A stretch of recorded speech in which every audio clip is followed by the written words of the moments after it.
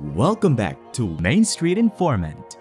In this channel, we provide information related to wealth, money, power, finance, business, and economics. In today's video, we will learn how Putin's geopolitical strategies are crippling the world. Since the beginning of the invasion of Ukraine, a serious economic conflict has broken out between Russia, Europe, and the United States. While on the one hand, Russia sent troops into Ukraine and began conquering territory, the United States, Europe, and other countries have harmed the Russia economy by imposing harsh sanctions. The global market integration that allowed the West to punish the Russian economy for its aggression is increasing expenses at home, primarily through increased oil and gas prices, backed up supply chains, and a scarcity of commodities. The negative repercussions are already being felt by consumers in Europe and the United States. While the armed confrontation alters the geopolitical landscape, it also has the potential to lower living standards across the West. However, globalization, a feature of contemporary geopolitics, is here to stay in some capacity. The largest land conflict in Europe since World War II serves as a sort of capstone to the post-Cold War expansion of markets into almost every region of the globe. This expansion was first accompanied by impassioned rhetoric about the democratizing impacts of markets, but these delusions ought to have been dispelled years prior to the launch of cruise missiles at Kiev. Putin's attack has plunged the world into darkness and exposed a serious drawback of a system of international finance that has produced both gains and losses. The sanctions imposed on Russia will cost organizations and governments all around the world in the long run. The United States and a large coalition of nations have prohibited transactions using dollars between Russians and financial institutions, including the Russian Central Bank. Additionally, they have stopped sending high-tech goods to Russia and established a task force to look for the criminal assets of Russian billionaires. There are no comparable instances of nations reversing the sanctions placed on Russia. Thus, both Russia and the rest of the globe will continue to suffer as a result of Putin's game. President Joe Biden has made an effort to inspire a sense of collective sacrifice for Ukraine in the United States. He claimed that upholding freedom will cost money in the United States as well. For Americans, the war's effect will be profound. People might be underestimating the effects and rationalizing that this is something that is happening on the other side of the globe without comprehending how intertwined the world is. Russia and Ukraine supply the world with key sources of energy, food, metals, and rare earth. Even in nations like the United States, where many of those commodities aren't directly consumed, the abrupt removal of these commodities from international markets will result in price increases everywhere. Due to the long list of foreign businesses that have abandoned Russia, experts are now only counting the ones that remain. Without the global economy supplying parts and labor, Russian enterprises will struggle to operate, even in an industry like agriculture that is mostly free from sanctions. On the other side of the war zone, the battle will be particularly damaging to the European Union, especially when energy prices rise. The rate of inflation, which would have ordinarily started to go down, is projected to remain high for the rest of 2022 at 5% to 6%. Gas prices have disconnected from market economics and are instead driven by speculative and fearful instincts. Officials in Europe are discussing strategies to cut back on their imports of Russian gas, which reached 155 billion cubic meters in 2021, according to the International Energy Agency. Europe might be able to pull together a third of that amount in new imports this year. However, it will not be easy. It requires undercutting consumers in emerging economies, which might result in energy shortages there as well. It was anticipated that Putin would withdraw from Ukraine, and that, following the economic upheaval, Russia would concede defeat due to opposition from the most powerful nation on earth and the European Union. But despite the fact that Russia was impacted, Putin played the geopolitical Game of Thrones so skillfully that Europe is currently experiencing an economic catastrophe. Energy inflation has reached a record high of 41.9% annually.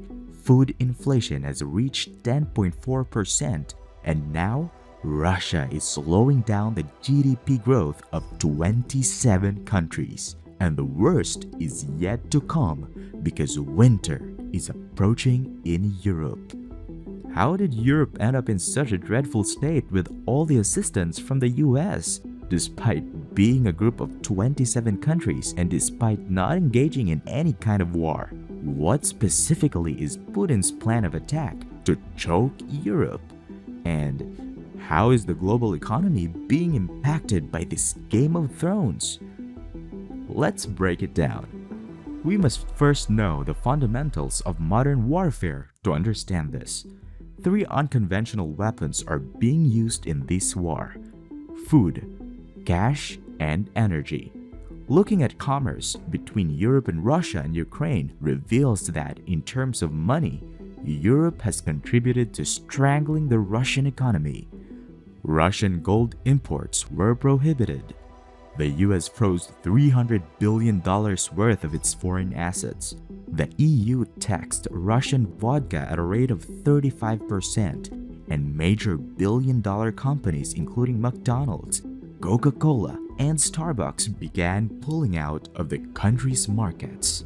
As a result of this, there was a huge gap in the Russian economy that caused it to begin to collapse. It was anticipated that Russia would be on the verge of bankruptcy and that Putin would leave the conflict out of fear of a full economic collapse.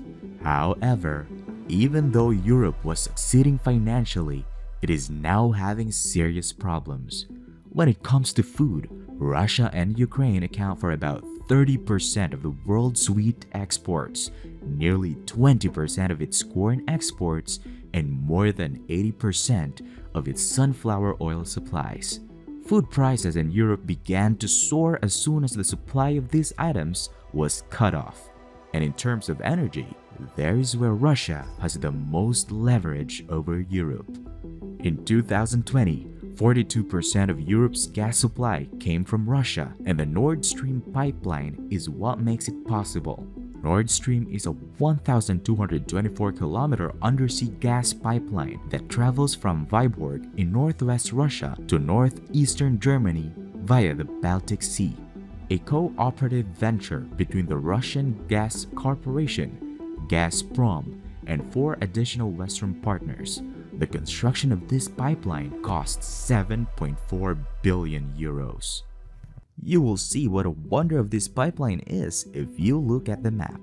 It delivers 55 billion cubic meters of gas, the majority of which flows directly to Germany. From there, multiple pipelines carry the gas to the rest of the European nations.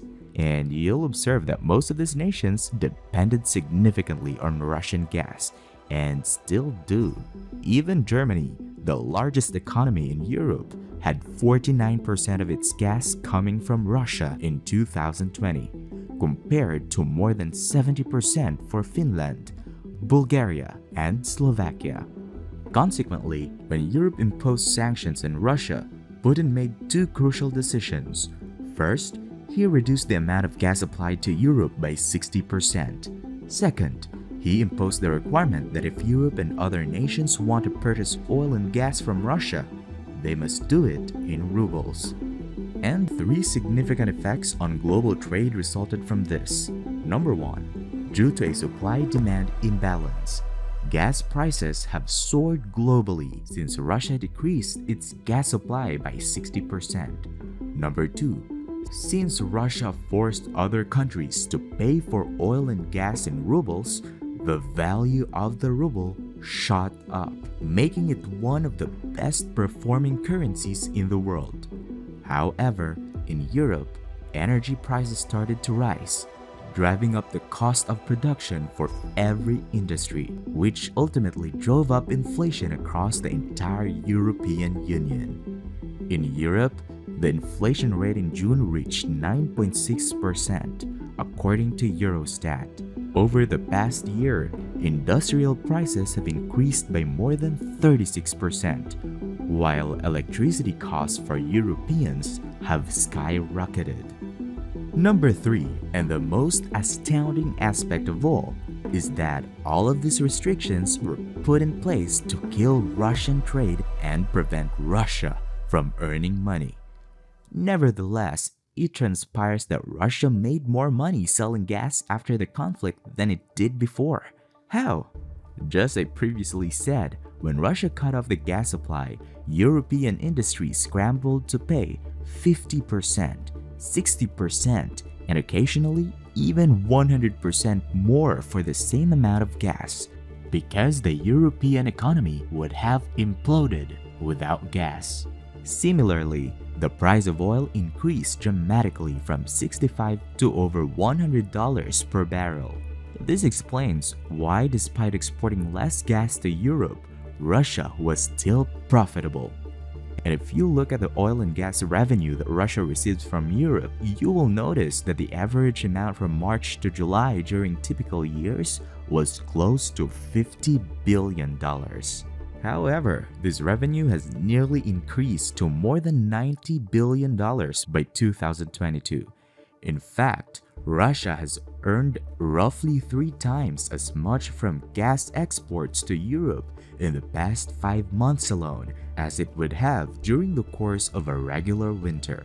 Additionally, Russia has been able to make up for the oil revenue losses from Europe thanks to backing from China and India. While Russian crude oil sales to Europe decreased by 554,000 barrels per day, Rystad Energy claims that Asian refiners increased their take by 503,000 barrels per day, making up for the losses between March and May. This is the rationale for Europe's persistent pressure on India to stop importing Russian oil because allegedly doing so funds the war. And despite engaging in all these political games, the European Union is suffocating because winter is approaching. Now, if you examine Europe's gas usage over the course of the year, you will notice that it actually declines from February to August. However, from September on, this consumption begins to soar and peaks in December. Due to the extremely cold weather, heaters and other devices were used, which is mostly to blame. To make the matter worse, state-owned energy company Gazprom of Russia announced that natural gas exports through the crucial Nord Stream pipeline to Germany would drop to about 1/5 of the pipe's capacity, blaming problems with the turbine.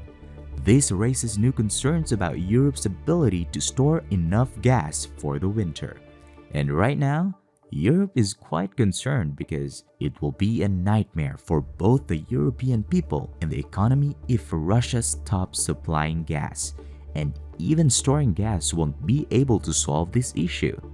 Given that there are other sources of gas and oil, the question at hand is, why is Europe so reliant on Russia?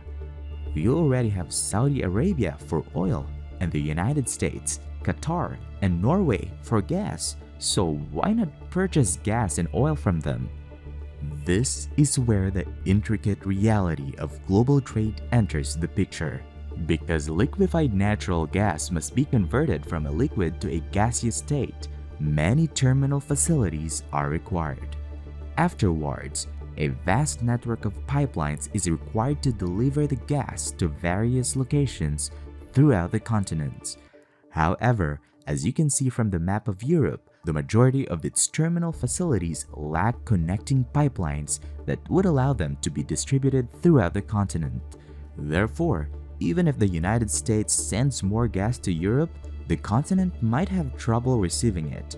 In addition, given the current situation, even if all of Europe's facilities are running at full capacity, the amount of gas will probably only be about 2/3 of what Russia sends to the continent via pipelines. Therefore, despite being extremely wealthy and powerful, neither the US nor Qatar can assist Europe unless they spend an additional $1 billion building these pipelines before winter. Given that Nord Stream 1 alone took 6 years to build, this is basically impossible. Because of this, the Nord Stream 1 pipeline is regarded as one of the most significant pipelines in the entire globe. Furthermore, Norway is already working at full capacity, making it harder to match the supply gap in Russia. Additionally, Saudi Arabia has flatly refused requests to raise production levels for 2 reasons. First, they are allied with Russia. And second, why would they want to lower prices by pumping more oil? As a result, Saudi Arabia is profiting greatly from the shortfall, and as always, they are thrilled about it. This indicates that Europe is still at the mercy of Russia for the winter, despite all the sanctions, pressure, and propaganda. And for this reason, this economic conflict between the 3 most powerful entities in the world may calm down to the winter of 2022. This is the saga of a geopolitical Game of Thrones being played by Russia, Europe, and the United States. Please like, subscribe, and hit the notification bell for more interesting stories like this. You can check out more videos on the channel and share. It will help my videos reach more people. See you in the next one.